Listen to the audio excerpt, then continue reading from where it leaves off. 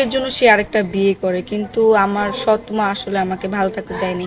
সে আমাকে ভালোবাসে না, আদর স্নেহ এগুলো কিছুই করতো না। আসসালামু আলাইকুম প্রিয় দর্শক, আপনাদের স্বাগতম জানাচ্ছি। ক্যামেরার সামনে দাঁড়িয়ে রয়েছে একজন বোন, ওনার জীবনের গল্প শুনবো। আসসালামু আলাইকুম আপু, ওয়ালাইকুম আসসালাম। কেমন আছেন? আলহামদুলিল্লাহ ভালো। তার ঘরে যে মেয়েটা হয় তাকে সে নিজের মেয়ের মতো অনেক আদর করতো, কিন্তু আমাকে সে সবসময় তুচ্ছ করতো। আচ্ছা, বুঝতে পেরেছি। আপনার এরপর তো আপনি লেখাপড়া মোটামুটি কষ্ট করে চালিয়ে নিয়েছেন, যে তাই না? এসএসসি পাস করছে। এসএসসি পাস করেছেন। আরেকটি প্রশ্ন আছে, আপনি দেখতে মাশাআল্লাহ অনেক চমৎকার। কারোর সাথে রিলেশনে আছেন? না, সিঙ্গেল আছেন? কেন রিলেশন করা হয় নাই? কারণ আমি তো হচ্ছিল সবসময় ঘরের কাজকর্ম করতাম, স্কুলে যে যাইতাম আমার আম্মু আর কি অনেক করতো, পড়াশোনায় কখনো সায় দিত না, বলতো। তারপরে দৌড়াদৌড়ি করে তাড়াতাড়ি চলে আসতাম, আমি সবসময় মানে তাড়াহুড়ে থাকতাম কখন বাসায় যাব, বাসায় গিয়ে কাজ কাম শেষ করতো। এইগুলোর মধ্যে দিয়ে আমার আর ওইগুলো চিন্তা ভাবনা চিন্তা আসতো। বোরকা পরে স্কুলে যাওয়া আসা হতো নাকি নাকি জি, বোরকা পরে স্কুলে যাওয়া আসা হতো? জি, আমি বোরখা আর হিজাব সব। হিজাব পরে, বুঝতে পেরেছি।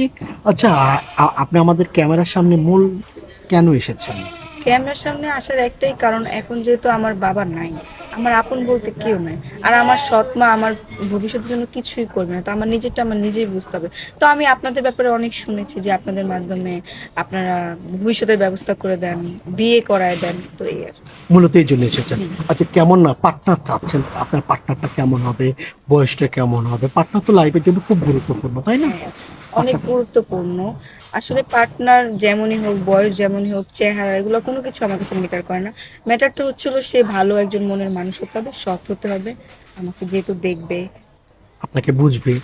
আর বয়সটা ইম্পর্টেন্ট না। না, বয়স যদি 35 40 হলেও ইম্পর্টেন্ট না। না, কোন ইম্পর্টেন্ট বুঝতে পারছি। আনিকা বাগেরহাটের মেয়ে। অনেকে আপনার সাথে যোগাযোগ করতে চাইবেন, কিভাবে যোগাযোগ করবেন? আপনাদের সাথে যোগাযোগ করবে আমাকে পাবে। আমাদের সাথে কেন? আমাদের সাথে আপনার সাথে যোগাযোগ করতে পারবে না? কারণ আমি তো এখন আপনাদের এখানেই আছি, তাই আচ্ছা, না? আমাদের প্রিয় দর্শক, ওনার নাম আনিকা, খুলনা বাগেরহাট থেকে এসেছেন। ওনার সাথে যদি যোগাযোগ করতে চান, কথা বলতে চান, আপনার চোখের সামনে কি নাম্বার দেখা যাচ্ছে, এই নাম্বার ইমো আছে, হোয়াটসঅ্যাপ আছে। ইমোতে বা হোয়াটসঅ্যাপে একটি আনিকা আপুর একটি স্ক্রিনশট মেরে পাঠিয়ে দিবেন, আমরা যোগাযোগ করিয়ে দেবো। কোনো ভাই সরাসরি ফোন কল করবেন না, বিশেষভাবে অনুরোধ রইল। আনিকা আপু, জি, নামাজ কালাম পড়া হয়? জি, পুরো সত্য? সত্যি। আচ্ছা, কোনো ভাইয়ের সাথে বেমানি প্রতারণা করার ইচ্ছা আছে? না, না, এগুলো কত ইচ্ছা নেই, কারণ এখন দেখেন আমি তার সাথে কথাবার্তা বললাম, আমার ভরণ পোষণের দায়িত্ব সে নিল, পরে দিয়ে টাকা পয়সা নিয়ে তার সাথে কথাবার্তা না বলা আমি কি করব বলেন? আমার তো একজন মানুষ দরকার যে আমার দায়িত্ব নেবে, আমাকে দেখবে, সারা জীবনের একটা ব্যবস্থা আর কি দরকার, যেটা হচ্ছে কথা। নাম কি? কোথায় থেকে এসেছেন আপনি? আমার নাম আনিকা, আমি খুলনা বাগেরহাট থেকে এসেছি। আনিকা খুলনা বাগেরহাট থেকে জি, এসেছেন। আনিকা, আপনার বয়স কত? 19 বছর। 19 বছর। 19 বছর ইয়াং একটি মেয়ে। কি করছেন, কিসে পড়ছেন?